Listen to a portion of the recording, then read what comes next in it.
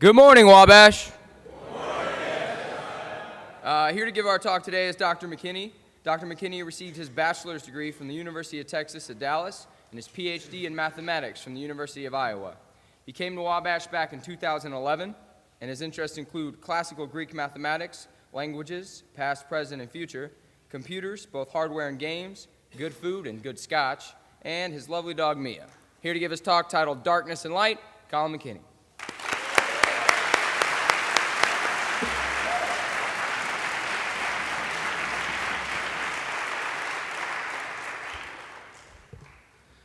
So first off, I'd like to thank the Sphinx Club for the chance to speak at chapel. This is my first time. So people often say that the best talks start out with jokes. For those of you who've had me in class, though, you know that the jokes don't start or stop at the beginning. Humor often permeates the entire discussion, even for subjects as seemingly dry as computing the wedge product of two differential forms. But I'll do something a bit different today and get the humor out of the way at the beginning. If you're disappointed by this, there's a very easy solution. My vector calculus class always has plenty of room. So I originally thought of titling this talk, Shabchu Haklach Wabash. This had a few opportunities for comedy. First and foremost would be watching Hezekiah attempt to pronounce it. Shabchu Haklach Wabash is, of course, the Klingon translation of Wabash always fights. If you're puzzled by the word order, feel free to ask me sometime about the intricacies of Klingon grammar, and I'll explain everything.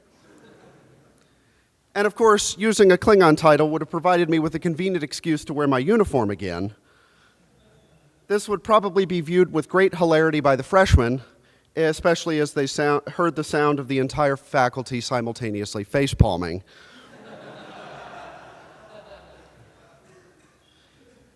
The talk will be a little different than some, and then I'll be making some use of some music once we actually get into it, and hopefully the acoustics will work out appropriately.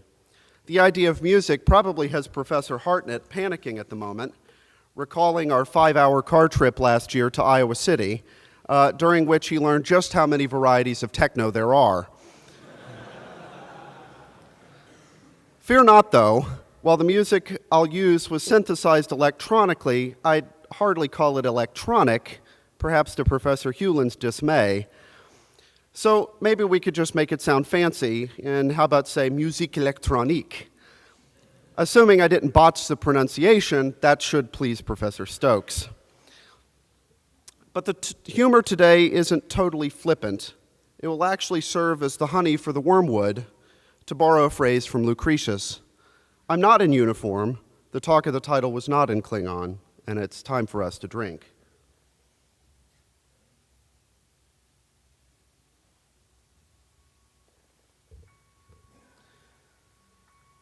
The bitter, droning winter we had is perhaps the genesis of this talk.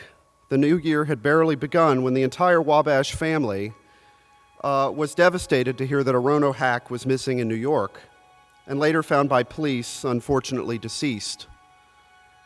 I last saw a Rono a few weeks before at the China Inn, where he and his host father, Rusty Carter, were having dinner. We exchanged the usual pleasantries, and Arono told me about his winter travel plans.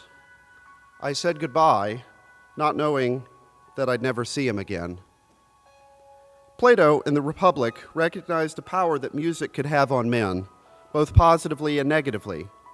Musical training was an important part of the education of both the citizenry and the guardians, for a foundation in music would lead to a soul temperate and balanced. Care was, of course, paid to the modes of the music, Phrygian making men stronger and hence good, Lydian making men softer and hence to be used sparingly.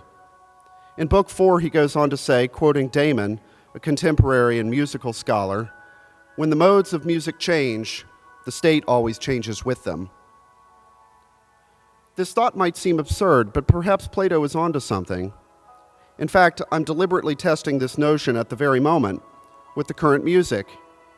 After the laughter had subsided and its effect on your psyche had too, you were probably left with a sense of puzzlement as to why I might play such a song. I wager a few in the audience know the name of the song or who wrote it. But even they, like the majority of you, probably feel something. Aristotle, echoing Plato in a way, says this about one mode. To some, such as the one called Mixolydian, they respond with more grief and anxiety. Are they right? Is that what you feel, at least in part? The coldness, the hollow echo, the repetitive drone? You might think me quite cruel for doing this to you. For those of you who were in Indiana or elsewhere in the Midwest during January and February, you certainly recall how it felt. This is, to me at least, how it sounded. There is perhaps another subset of this audience who probably know exactly where I'm going with this. No might not be the best choice of word, though, since it implies a sort of conscious or active cognition. Feel might be better, but it too is somehow imprecise. For some of us, existence can at times be entirely this sort of feeling, this mode of sound, perhaps blunted, perhaps softer, but present throughout waking consciousness. The rest of you, so to speak, get to leave the chapel, but some are chained. To return to Lucretius a moment, some of you might know the passage I've referenced. It seems fitting, then, to quote a bit more of it now. Nec me animi fallit quam scint obscura. Nor does my mind fail to perceive how dark the things are. You see, for some of us, existence itself can sound like this at times. For everyone, the music of life is controlled by a giant mixing board, some tracks fading in, others fading out. I don't contend that the figuratively Mixolydian ones should never be added in. As we have seen in Plato, it is the excess of them that is detrimental to man and state. And when they are in excess, never ceasing, never fading, the interference is destructive rather than constructive. Just as the drone of this song persists, so too do they. If you remember last winter, you know that at times it seemed it would never end. Imagine if it always felt that cold. Imagine life if it always sounded this hollow. It would be a sort of mental equivalent of living permanently at one of the poles, a figurative rotopinte, inside one's mind instead of orbiting some distant star. But we have to remember that someone had to write this music to begin with. So while we may now agree that when the modes of the music changes, the state changes with them, we have to wonder about the reverse process. As the state changes, so too do the modes of its music. Or, more concretely, the modes of one's music reflect the modes of one's mind. Perhaps others respond to, say, the Mixolydian with grief and anxiety precisely because those moods were responsible for using the Mixolydian in the first place. The word we science types use for this is resonance. The fact that the word itself conjures sound cannot be more fitting. For some, perhaps most of you, these metaphors are distant. If the music has worked, you have a taste of what I mean, even if the magnitude is unfathomable. Try, though, to fathom it, and try to empathize now with the other subset who know and feel precisely what I mean. Think about what you might say and what you ought not. So here are some examples, which I'll describe, from a webcomic called Robot Hugs. In the first image, a person lays in bed, in the fetal position, doubled over in pain. Another person stands over them saying, I get that you have food poisoning and all of that, but you at least have to make an effort. In the next frame, a woman walks up to another woman whose hand is missing and blood is spurting out, saying, you just need to change your frame of mind, then you'll feel better. In the third image, a man hugs the porcelain goddess. Someone stands over him saying, have you tried, not having the flu?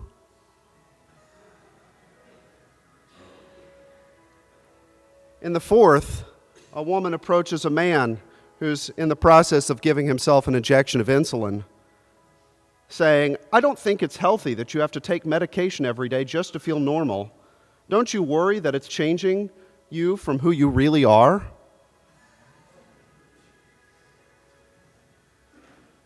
In the fifth, a man stands bleeding from the stomach from a knife wound. Someone else walks up to him and says, "It's like you're not even trying." And in the last, a woman lies in a hospital bed connected to an IV and an EKG machine. A visitor standing over her says, "Well, lying in bed obviously isn't helping you. You need to try something else." For some reason, this double standard persists, mind somehow being separate from body. No sane and rational individual would consider insulin or antibiotics fundamentally changing the essence of a person. Ironically, the fact that we can even have this debate is fortunate, because it means that the mind is no less accessible to modern medicine than the pancreas. But depression is fundamentally a medical issue, no different than diabetes or strep throat or cancer. It isn't just necessarily about sadness. It manifests itself in different ways, some counterintuitive, especially in men. And if Wabash is to be the liberal arts college for men, we had damn well better recognize that now. And yet, while the song plays, logic is utterly useless. Again, some of you know or feel or hear or see or grok exactly what I mean, while the fortunate majority can only see a sliver, a ray, a dot. Imagine for a moment how disorienting it can be for me for logic to suddenly be useless. As a mathematician, I've built my entire professional life on it. It would be as if trying to illuminate the absence of light with light, photons suddenly useless, always on the other side of an event horizon. If you can imagine a constant existence like this but have never experienced it, be glad and might know that my task is successful. If you have experienced or are experiencing it, I feel you. But for those that haven't, perhaps you can see, as Lucretius says, how dark the things are, and can see in a very twisted sort of way the logic of turning out the lights to escape the darkness. It isn't cowardly, as some have contended recently in the wake of Robin Williams' death. It's profoundly sad. Arano was, I'm sorry to say, not the first friend I've lost. My good friend Matt, growing up, one of the three friends that with me our parents called the Four Musketeers. Like Arano, I had absolutely no idea before it was too late.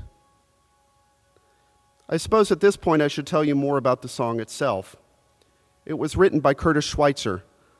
Some of you will no doubt recognize the song from the indie game Starbound, in which the player finds himself marooned on an alien world with a starship that only has enough fuel to maintain orbit.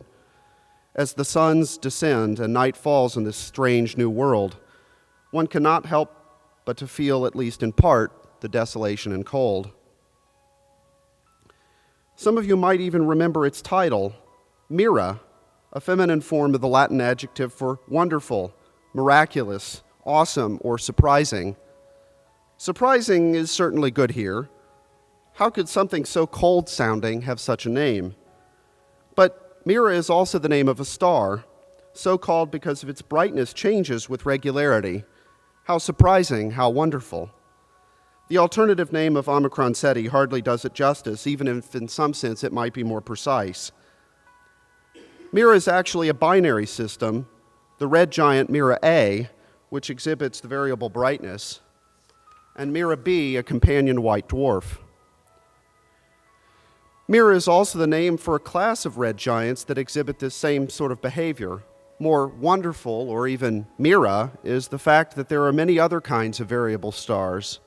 The list is far too long to begin to repeat even here. The universe, after all, is a very, very old and very, very big place.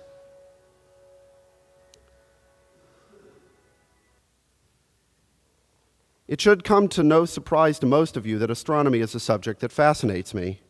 Looking up at the clear night sky can evoke so many different emotions, ranging from awe and Mira to the sense of infinite insignificance. Carl Sagan summed this up well with his reflections on the pale blue dot. In the grand scheme of the universe, thinking that we are anything more than nothing is the ultimate form of arrogance. And yet, I would wager that most of you have never truly seen the night sky. I haven't either. One of the downsides to ubiquitous electricity is the extreme amount of light pollution. I've never, with my own eyes, beheld the Milky Way. My father tells me a story of when he first did. He was deployed on board a U.S. Navy ship while he was in the Marine Corps. And at night, the ship was running silent, no exterior lights of any kind. But things were far different above.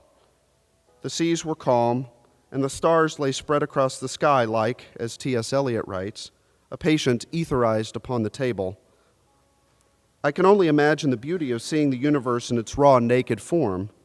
We've all seen pictures, but they can't possibly do it justice. To truly appreciate that light, a certain amount of darkness is required. The spectrum is incomplete without the Fraunhofer lines. And in fact, what makes them wonderful is the darkness, not the light. And to truly appreciate the Phrygian, there needs to be a little bit of Mixolydian. But even with just the fraction of the visible stars here, it's hard to not look up at the night sky with a sense of Mira. If only we stop measuring our lives with coffee spoons and just look up and gaze. We'd see uncountably many worlds, and yet ours so lonely amongst them. A Tamarian metaphor seems perhaps the best way to capture the idea. It is truly Darmok on the ocean. But a Terran one might be more familiar to everyone here. Perhaps we could say Gilgamesh and Uruk. Gilgamesh and Uruk, Darmok on the ocean, a foam of light floating as it were on the wine-dark sea. Darkness and light. Thank you.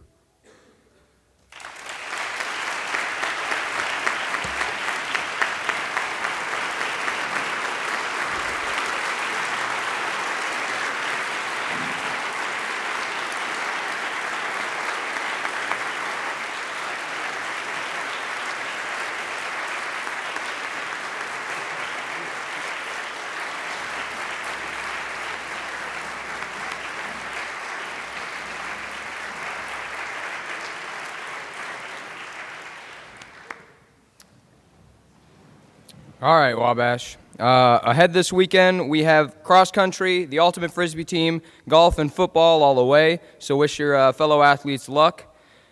This weekend, today and tomorrow, we have Wabash Theater presenting 10 Simple Rules to Be a Gentleman. Tonight and tomorrow at 8 p.m. There's a neuropsych symposium here on Saturday, and in addition, on Sunday, there's another part of the Visiting Artist Series. Please rise and sing Old Wabash.